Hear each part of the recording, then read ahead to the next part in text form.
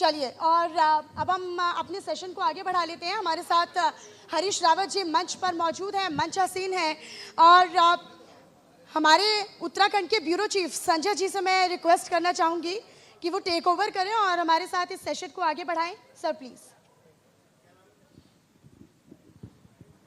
Thank you, thank you. जी sir.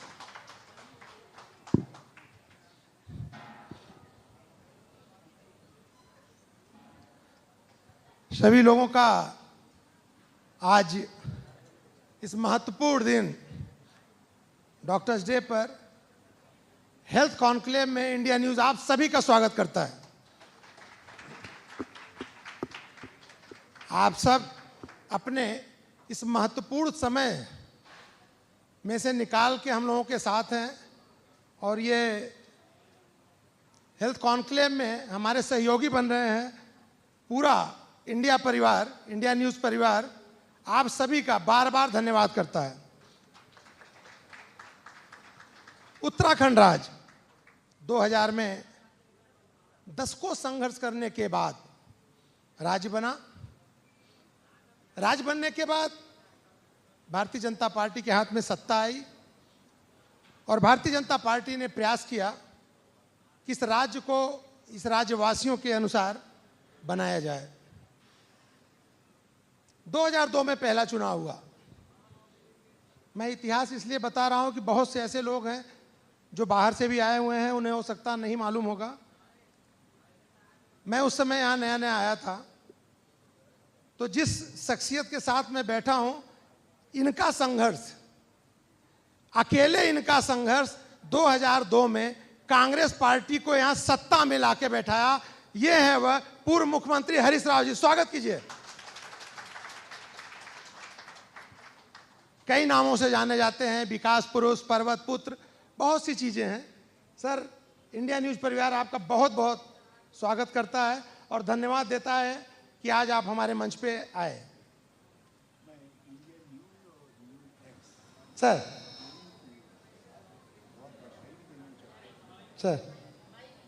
धन्यवाद भी देना चाहता हूँ, बधाई भी देना चाहता हूँ न्यूज़ एक्स को भी और इंडिया न्यूज़ को भी। थैंक यू कि उन्होंने इस बहुत ही महत्वपूर्ण दिन, आज जो डॉक्टर्स डे है, ये मानवता का दिन है। हम उन लोगों को ये समर्पित दिन है जो मानवीय सेवा में सबसे आगे दिखाई देते हैं, जिनको लोग दया, करुणा, प्यार और जीवन का प्रतीक मानते हैं। तो मैं आपको भी बधाई देता हूँ।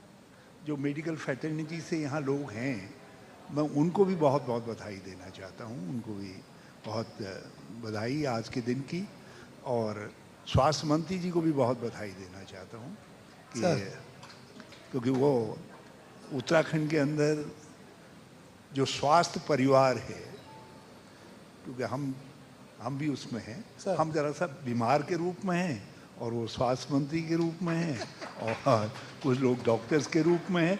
तो हम सब की तरफ से हम उनको उत्तराखंड के स्वास्थ्य जीवन के प्रतीक पुरुष के रूप में उनको भी हम बहुत शुभकामना देते हैं और कामना करते हैं कि वो अपनी जिम्मेदारी को ठीक तरीके से पूरा कर सकें। अभी सर पूछा जाएगा सर से भी, क्योंकि धन सिंह रावत जी के पास जब से स्वास्थ्य विभाग आया तो हम लोगों ने देखा कि मूलचूल परिवर्तन का प्रयास इन्होंने किया और बहुत सी चीज़ें हुई है। पहले हम लोग देखते थे कि लोग बीमार होते थे तो एम्बुलेंस की सुविधा थी, एम्बुलेंस समय से नहीं पहुंच पाती थी। पिछले कुछ दिनों में आपने देखा होगा इनके नेतृत्व में एयर एम्बुलेंस की तुरंत व्यवस्था हो रही है। अभी इनसे कई प्रश्न पूछा जाएगा सर। मैं यहाँ आया सर, तो जब लोगों को पता चला कि हरीश रावत जी आ रहे हैं, तो उन्होंने, कई लोगों ने मेरे से कहा कि भाई रावत सर से आप हेल्थ पे पूछोगे, वो तो उनसे राजनीति के विषय में चर्चा होनी चाहिए। हमने कहा राजनीति के विषय पे चर्चा होगी, लेकिन हेल्थ, आज स्वास्थ्य विभाग का स्वास्थ्य खराब लग रहा है। नीट का एग्ज़ाम होता है, नीट ऐसा एग्ज़ाम है जिससे डॉक्टर बनते हैं। वह संदेह के घेरे में है। उसमें पेपर लीक का मामला आता है सर। आपके समय में भी आप देखते रहे होंगे कि आपके आसपास के लोग भी नीट में जब एग्जाम देते थे, परिवार के बच्चे डॉक्टर बनते थे।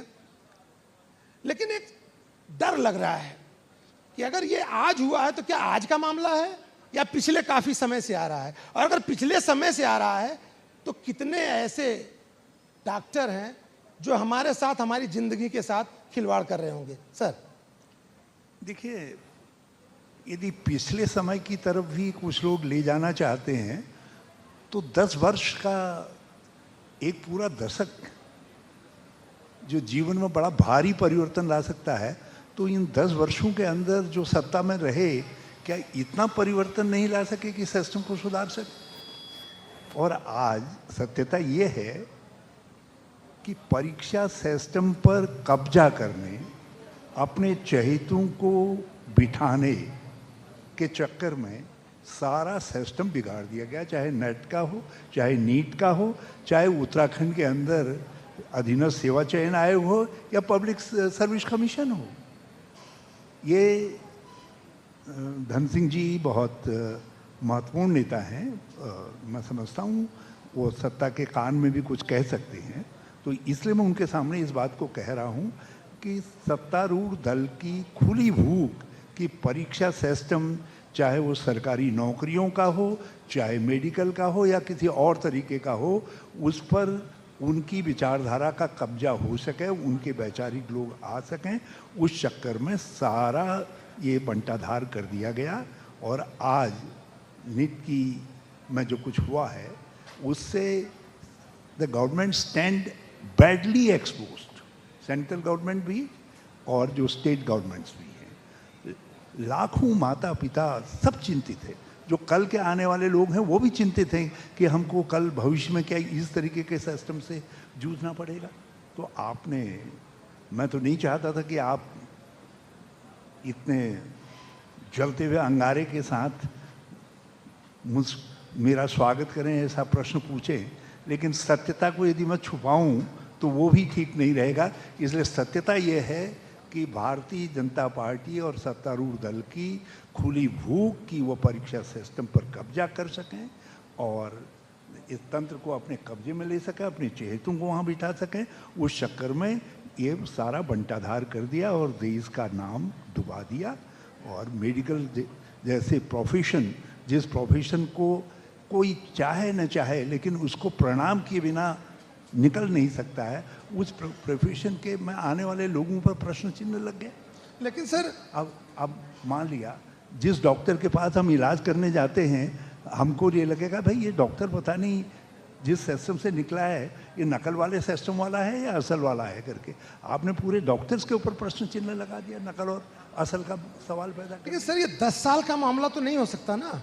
आप अगर 10 साल पे आरोप लगा रहे हैं तो 10 साल का तो मामला नहीं है ना, ये नकल। देखिए, लोकतंत्र के अंदर यदि हम प्रधानमंत्री हो सकते हैं, हम मुख्यमंत्री हो सकते हैं, हम गवर्नर हो सकते हैं, हम मंत्री हो सकते हैं, तो हमको फेलियर भी सिस्टम का जो है उसको स्वीकार करना पड़ेगा, क्योंकि सत्ता के अंदर जो भी मुख्य पुरुष होता है उसको फेलियर्स को भी अंगीकार करना पड़ता है। और मैं समझता हूँ जो आज की सत्ता में बैठे हुए लोग हैं, देहरादून से लेकर के दिल्ली तक, उनको अपनी इन फेलियर्स को, कि सिस्टमिक फेलियर्स को जो है एडमिट करना चाहिए और एडमिट करने के बाद प्रण करना चाहिए कि हम उसको सीख से सुधारें। लेकिन सर पहली बार देखने को भी मिला, अगर कोई घोटाला दिखा भी तो तत्काल उस पर सीबीआई तक की जांच बैठा दी गई। तो हम कैसे कह सकते हैं कि अगर घोटाले हुए उसके जिम्मेदार यही लोग हैं? इन्होंने तो उस घोटाले को, जो घोटाला सामने आया, उस घोटाले की जांच के लिए सबसे बड़ी संस्था को दे दिया। मैं आज के दिन इतना कटु नहीं होना चाहूँगा कि सीबीआई जांच पर भी मैं कोई बात कहूँ, लेकिन एक बात मुझे बताइए, जो डैमेज है वो डैमेज तो हो चुका है और आपके अपने चहेते लोग थे। नेट का चेयरमैन कौन था? आपका सिलेक्शन था, आपने वो सिस्टम खड़ा किया। नीट का सिस्टम आपने बनाया, आपने अपने चहेतों को बिठाने का काम किया और अभी तक आपने उनमें से किसी व्यक्ति को, जिनको सबसे पहले राउंड अप होना चाहिए था, किसी व्यक्ति को राउंड अप किया? अभी तो छोटी मछलियों को आप खोज रहे हैं। ज़रा अपने चैनल से सिफारिश करवाइए कि ये छोटी मछलियों से नहीं होगा। जो बड़े मगरमच्छ हैं इस क्षेत्र के अंदर, पहले उनको राउंड अप करें, तब पता चलेगा कि ये सिस्टमिक फेलियर किनके कारण हुआ है और उसके लिए जिम्मेदार कौन लोग हैं। तब पूरा दूध का दूध, पानी का पानी होगा। अच्छा सर, आप आज़ाद भारत के वह मतलब जब आज़ाद हुआ भारत उस समय से आपने जमीन से राजनीति को देखी, तो क्या आप मान सकते हैं सभी संस्थाओं पे क्या सरकार का आधिपत्य या दबाव बन सकता है? जैसा आप लोग बार बार आरोप लगाते हैं, सीबीआई पे, हर संस्था पे आप आरोप लगा रहे हैं। देखिए, हमारा संविधान, ये संभव है? हमारा संविधान संस्थाओं का वर्गीकरण करता है और कई संस्थाओं को संवैधानिक संस्था का दर्जा प्राप्त है, कुछों को ऑटोनॉमस संस्था का दर्जा प्राप्त है और कुछों को सरकारगत संस्था का दर्जा प्राप्त है। सरकारगत दर्जे प्राप्त जो संस्थाएं हैं वो गड़बड़ करे, लेकिन आप जिनको संवैधानिक दर्जा प्राप्त है, जिनको ऑटोनॉमस संस्था का दर्जा प्राप्त है, आपने उनको टेम्पर कर दिया है। आपने उनको टेम्पर कर दिया। तो कहीं से सीखा होगा ना सर। आज ये बताइए, चुनाव आयोग की तरफ अंगुली उठती है, कितनी चिंता का विषय है सर। तो कांग्रेस के शासन में भी उठती रही है सर। लोकतांत्रिक पद्धति के अंदर चुनाव की पद्धति पर यदि अंगुली उठ जाएगी तो इसका मतलब है उससे जो बच्चा निकल रहा है, लोकतांत्रिक बच्चा निकल रहा है, जो सरकारें बन रही है, उन पर अंगुलियां उठेंगी। आप कहाँ जाएंगे? और अंगुलियां उठ रही हैं, क्यों उठ रही? उसका समाधान ढूंढना पड़ेगा। ऐसा नहीं है कि पहली बार उठी, लेकिन समाधान ढूंढा गया और समाधान करीब करीब फुल प्रूफ लगता था, लेकिन अब उसको टेम्पर कर दिया गया। और दूसरी संवैधानिक संस्थाएं, सबका नाम न लीजिए, क्योंकि मैंने कहा नहीं, आज का दिन जो है बहुत कटुता का नहीं है, मानवता का दिन है। तो इसलिए मैं उतना ही सत्य कहना चाहता हूँ जितना सत्य जो है आज के दिन कहना चाहिए, लेकिन उतना उसमें भी थोड़ा सा कंजूसी इसलिए कर रहा हूँ। मेरे छोटा भाई भी यहाँ पे बैठे हैं, धन सिंह रावत जी हैं, दूसरे कई छोटे भाई हैं। मैं इनको पचने लायक सत्य भी कहना चाहता हूँ, बेचारों को नहीं तो न पचे तो उतना सत्य भी नहीं कहना चाहता। लेकिन सर, सत्य तो ये भी है कि आदमी कहीं से सीखता है। कहीं ऐसा तो नहीं कि भारतीय जनता पार्टी ने कांग्रेस से सीखा हो? मैं कहता हूँ, यदि आप गलत सीख रहे हैं तो आप तो सुधारने के लिए आए। आप तो party in difference, Advani ji जो इनके पितृपुरुष हैं, और आज भी ये मानते होंगे, पितृपुरुष तो मानेंगे, भले ही उनको जो है इन्होंने कहीं और किनारे पर, कॉर्नर पर कर दिया, तो डंप कर दिया कहीं, तो पितृपुरुष तो मानते हैं। तो उन पितृपुरुष ने कहा था कि Bhajpa is a party with difference. जब आपने कहा कि कांग्रेस से हम हट करके सोच वाली पार्टी है, तो कहाँ परिलक्षित हो रहा है? हम कुछ बुरे रहे होंगे, इसीलिए तो सत्ता से लोगों ने बाहर किया। आपको क्यों लाते 2014 के अंदर? हम तो इतनी बढ़िया इकोनॉमी इतना फ्लोरिश कर रही थी, इतना आगे तेजी से बढ़ रही थी। आप औसत लगाइए, 10 साल के अंदर 8.5% के हिसाब से इंडिया ग्रो किया 2004 से 2014 तक, जो अपने आप में एक स्वप्निल प्रोग्रेस थी। 27 करोड़ लोग गरीबी की रेखा से बाहर आए, जो अकल्पनीय है। इंफ्रास्ट्रक्चर का इतना बड़ा विकास हुआ, लेकिन इन सब चीज़ों के बावजूद लोगों ने हमको रिजेक्ट किया और कहा कि तुम जरा सा कांग्रेस से हट करके हो, हम तुमको आजमाना चाहते हैं। और ये तो जो है ऐसे कारीगर निकले कि जो हमारी लोकतंत्र की बुनियाद थी, जो संविधान की बुनियाद थी, ये तो उनकी चूलों को हिलाने लग गए, उनको कमज़ोर करने लग गए। अरे भैया, यदि संविधान नहीं रहेगा, लोकतंत्र की चूलें हिल जाएंगी, ये जो वोट का सिस्टम है, इस पर शंकाएं लोगों को हो जाएंगी, तो फिर कहाँ हम लेकर के जाएंगे? कहाँ हम किस तरफ जाएंगे? चलिए सर, ये तो राष्ट्रीय मुद्दे हैं जिस पे अगर माननीय हरीश रावत जी से चर्चा किया जाए तो हमारे समझ से 1 हफ्ते भी कम पड़ेंगे। उत्तराखंड पे लौटते हैं सर। 24 वर्ष हो गया जिस राज्य के लिए यहाँ की मातृशक्तियों ने कुर्बानी दी, संघर्ष किया। सुबह घर पे खाना बनाती थी, पति को देती थी, फिर बच्चे को बांध के राज्य मांगती थी। क्या आज लगता है आपको कि जिन उद्देश्य से उन्होंने इस राज्य को बनाया वह उद्देश्य पूरे होते नजर आ रहे हैं आपको? चिंताजनक पहलू ये है कि 24 साल बाद भी हमारे स्वास्थ्य मंत्री को ये कहना पड़ता है कि मैंने एम्बुलेंस सिस्टम को सुधार दिया और कुछ जगह एम्बुलेंस भेज दी। 24 साल बाद ये स्थिति है। आज भी जो है कहीं से डोली पालकी से ला रहे हैं तो उसके लिए हम अपनी पीठ थपथपाते हैं। हम दूर दराज के आप एरिया में चले जाइए, कभी यदि धन सिंह जी डॉक्टर्स की नियुक्ति करते हैं तो उस कागज की नियुक्ति पत्र जब अखबारों में छपता है तो हमको हमारे शम्स भाई और दूसरे लोग बड़ी ज़ोर से ताली बजाते हैं और बजाना चाहिए इनको। लेकिन उसके बावजूद भी जब दूर दराज का आदमी देखता है कि मेरे हॉस्पिटल में वो डॉक्टर आ गया जो धन सिंह जी की कृपा से नियुक्त हुआ है, तो वो डॉक्टर गायब रहता है ही नहीं, पहुंचता ही नहीं है। कितनी बड़ी विडंबना है कि हमारे मेडिकल कॉलेजेस के लिए हमको डॉक्टर्स, क्वालिफाइड प्रोफेसर्स नहीं मिल पा रहे हैं जो पढ़ा सकें।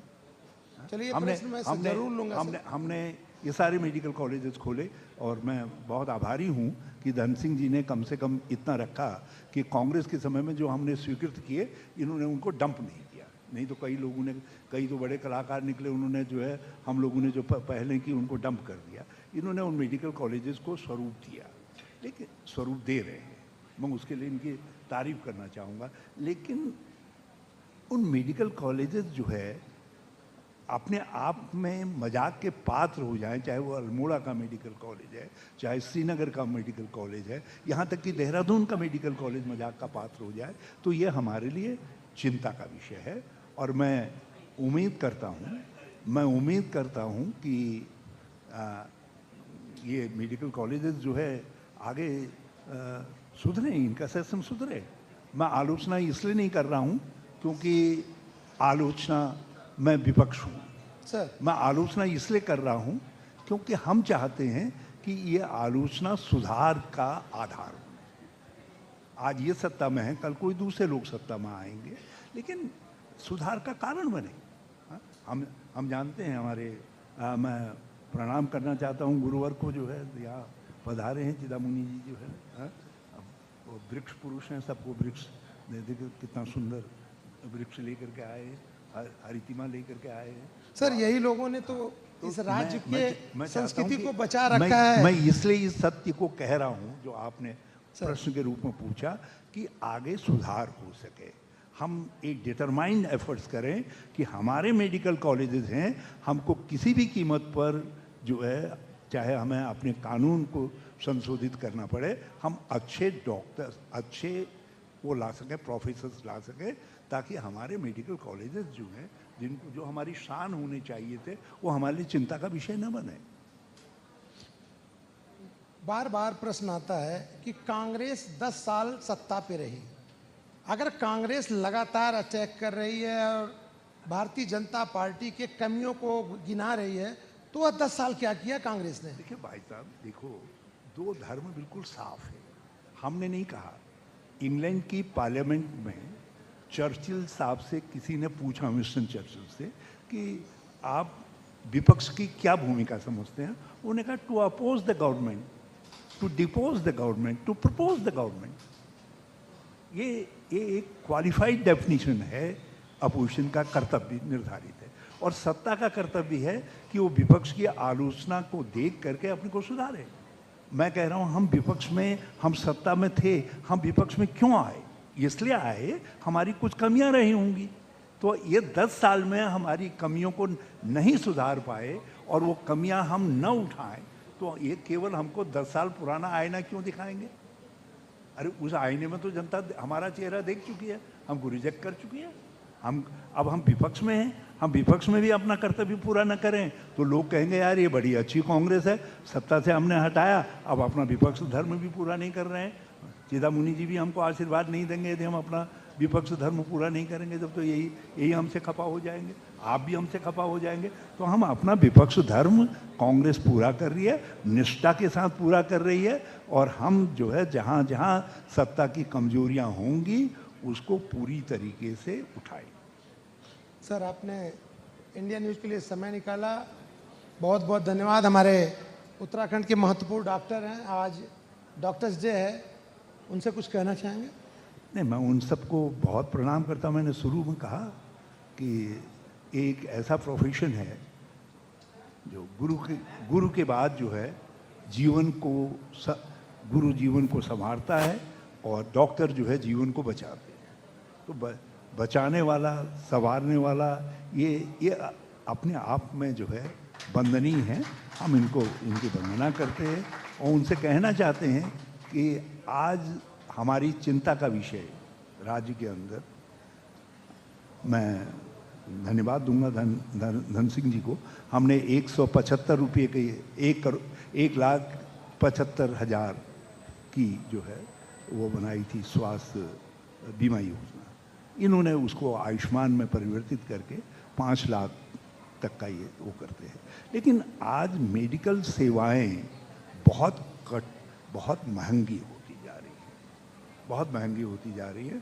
मैं इस सत्य को मैं डॉक्टर्स के सामने इसलिए कह रहा हूँ कि लोगों के लिए आज बीमार, यदि कोई गंभीर बीमारी हो जाए तो आदमी अपने मतलब वो हिल जाता है पूरी तरीके से, उसका विश्वास हिल जाता है। तो यदि ये डॉक्टर्स डे के दिन राज्य सरकार ये संकल्प ले सके, कहे नहीं हम इस 5 लाख को जो है, राजस्थान की गवर्नमेंट, अशोक गहलोत की गवर्नमेंट ने 25 लाख किया था इसको, तो इसको यदि 25 लाख कर सके तो मैं समझता हूँ डॉक्टर्स के लिए, डॉक्टर्स फ्रेटर्निटी के लिए ये बहुत बड़ी खुशखबरी होगी यदि ऐसा कर सके। और जितना आगे बढ़ जाएं हम तो उसके लिए भी धन्यवाद देंगे क्योंकि हमारे छोटे भाई हैं। Thank you sir, thank you very much sir, thank you. Please मैं रविशरण जी से अनुरोध करूंगा कि सर को स्मृति चिन्ह लेके आएँ। सर्वेश माथुर जी आ जाएं और धर्मेंद्र चौधरी साहब कहाँ हैं? धर्मेंद्र जी आ जाएं प्लीज़।